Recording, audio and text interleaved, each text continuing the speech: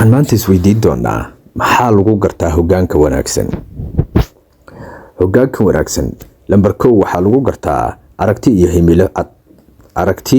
himilo cad. Hoggaanka wanaagsan waa mid leh aragti dheer oo aan ku koobnayn xaaladaha maanta, balse si qoto dheer u eegaya waxa imaan doona mustaqbalka. Wuxuu yaqaanaa halka uu rabo in dadku uu hogaamiyo ay gaaraan 5, 10 ilaa 20 sano kadib. Ma aha inuu si fudud u raaco aragtida dadka kale, balse wuxuu leeyahay himilo u gaar ah oo uu ku hogaaminayo dadka.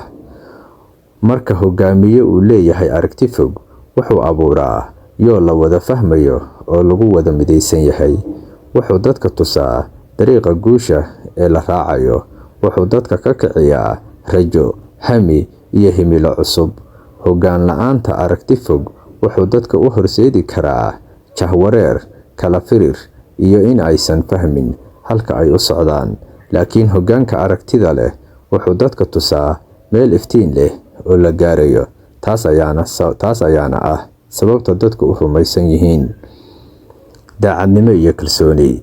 Daacadnimadu waa tiirka ugu weyn ee hogaamiye wanaagsan lagu garto. Haddii uu yahay qof runta jecel, hadalkiisu iyo ficilkiisu iswaafaqsan yihiin, dadku waxay si sahlan u aaminaan. Kalsoonidaasi waxay abuurtaa xiriir adag oo u dhaxeeya hogaamiyaha iyo dadka uu hogaaminayo.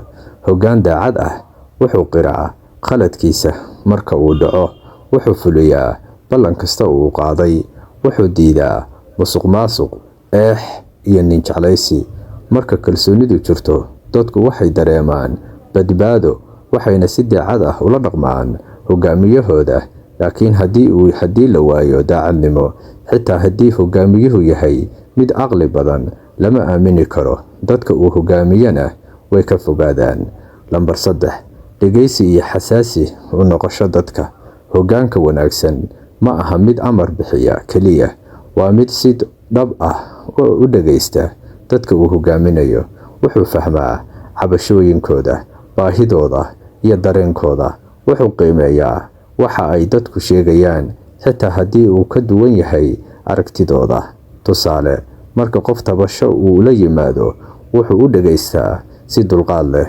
Wuxuu dadka ka arkaa meel sare la'aantood si uu u fahmo xaaladooda nololeed. Wuxuu ogol yahay in dadka wax ka taliyaan isagoo tix raacaya fikradooda. Hoggaanka aan dhageysan dadka wuxuu si sahlan u dhacaa kelinimo iyo kalitalisnimo. Laakiin hogaamiyaha dhageysta wuxuu dadka siiyaa dareen leh in ay qiimo leeyihiin, taasoo kor u qaada kalsoonida iyo wada shaqaynta bulshada ama kooxda uu hogaaminayo. Lambar 4, go'aanka qaadasho wanaagsan. Go'aanka qaadashada saxda ah waa astaanta ugu muhiimsan ee hoggaan lagu qiimeeyo.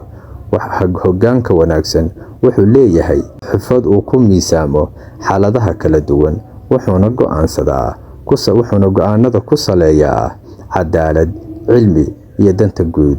Ma aha mid ku degdega go'aanada, mana aha mid ka baqa qaadashada go'aan adag marka loo baahdo.